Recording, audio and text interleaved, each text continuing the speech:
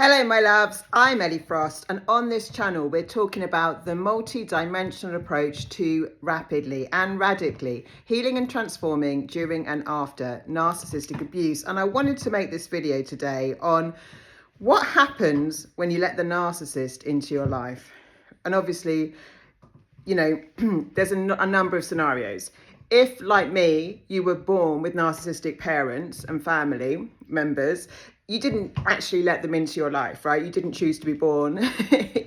They were part of it. But if it's a romantic partner or a friend, then you've let them in. But of course, at the time, you didn't know that they were a narcissist. Now, I'm going to spend a tiny bit of time, because I could talk about this forever, talking about the sequence of things they do to you.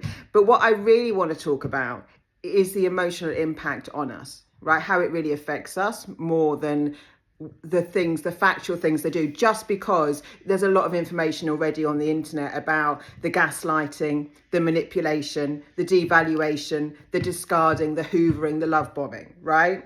So I'm happy to talk about all those topics, and I have got videos on them, but I want to give you stuff that you haven't heard here, that stuff that makes you think, stuff that makes you heal and transform, right? Because you start really acknowledging and putting consciousness on how this is really affecting us, because a lot of us are using strategies, right, that are good, like grey rocking, like stonewalling, like just trying to avoid the narcissist, just trying to tread water in the relationship.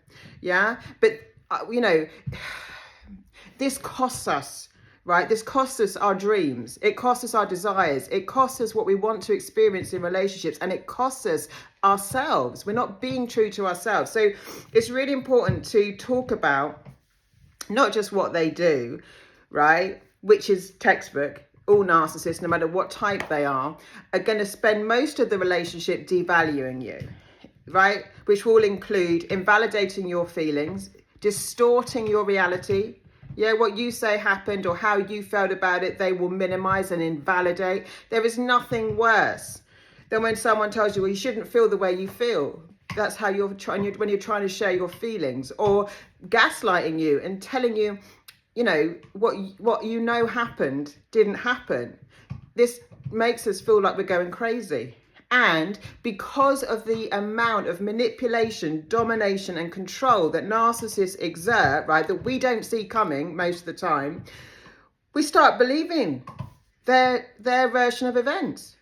We start thinking, well, this person loves me, or is supposed to be a parent, or is supposed to be my partner, so they must be saying this in my best interest. Maybe I am wrong, because ultimately you will be wrong.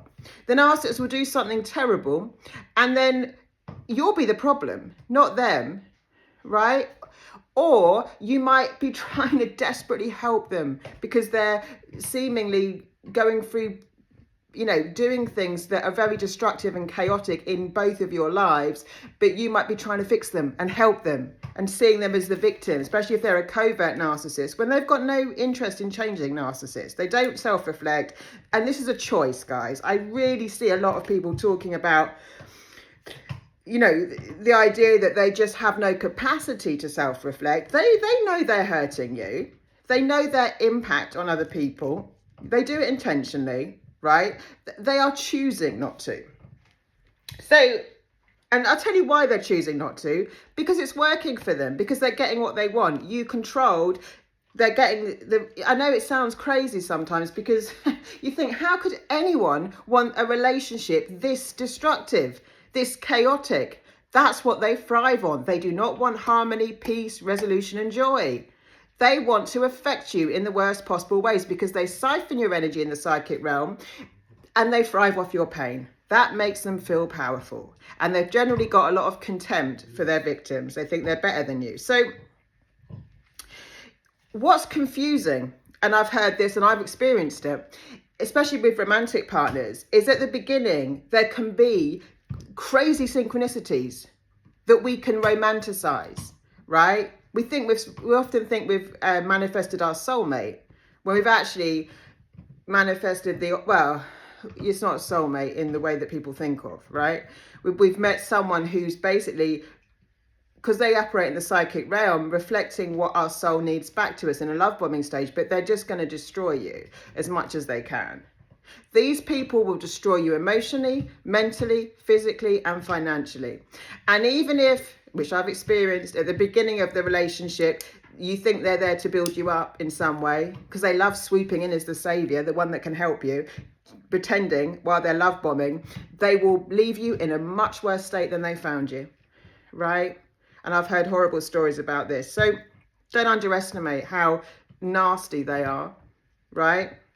I mean, people talk about malignant narcissists, but they're all malignant. It just depends on the level of evil and how much pain and trauma they can inflict on you.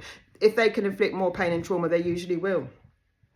So it might seem that you've met a soulmate, right? And there will be things that this is what's confusing and produces the cognitive dissonance that I talk about. There will be things that you liked about them.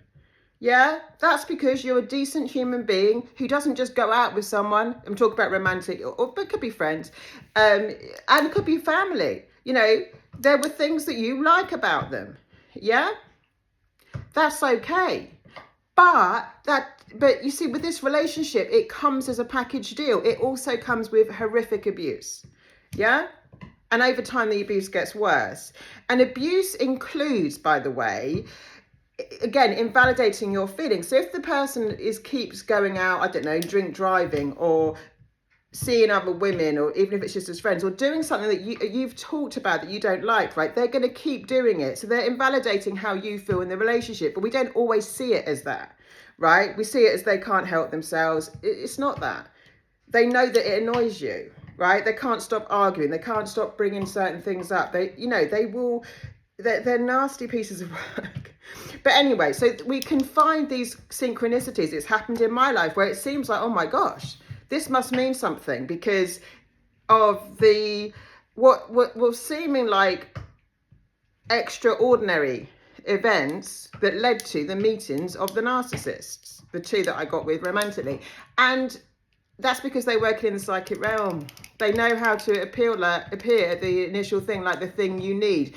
Whether in the first romantic relationship, it actually started as a business partnership.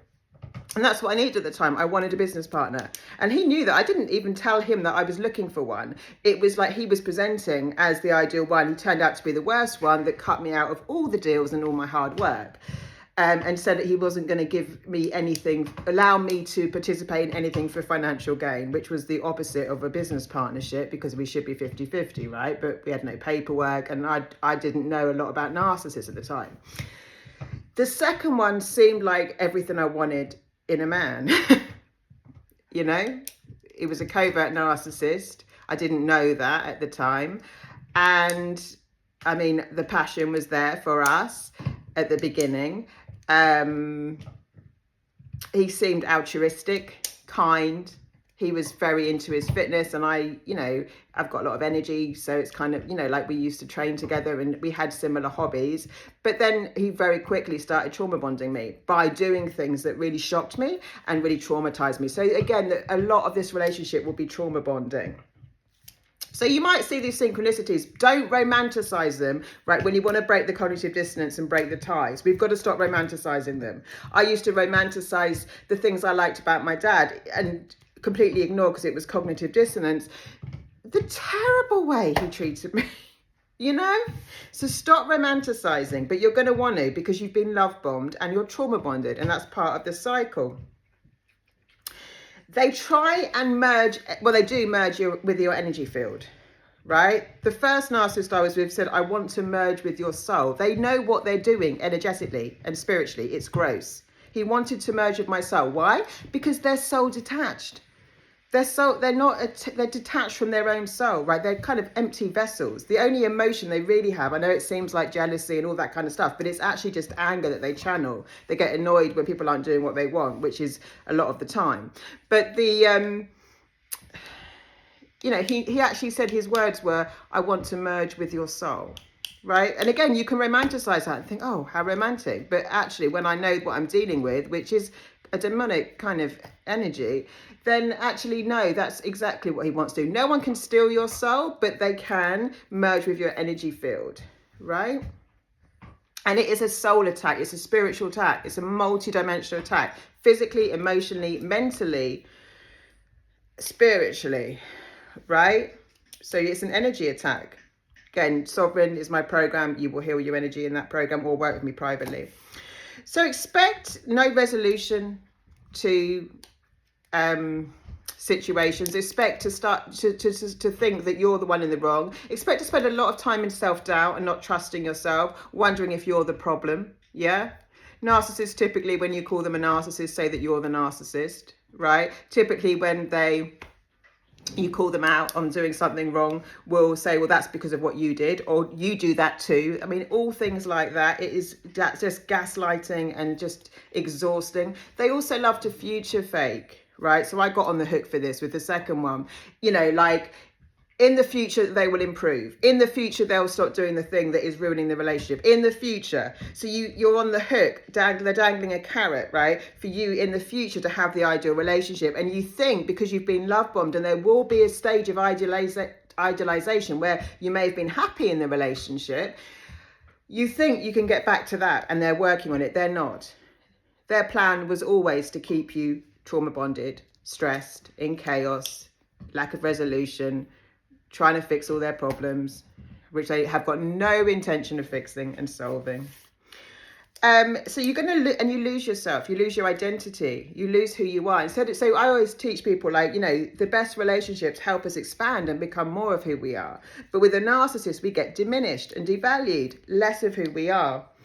We tend to lose our freedom as well because they're controlling. And again, a lot of this isn't directly seemingly controlling, but I was talking to my client last week and saying, well, you know, because she's so scared of what she can do and say, because she's holding back, because, you know,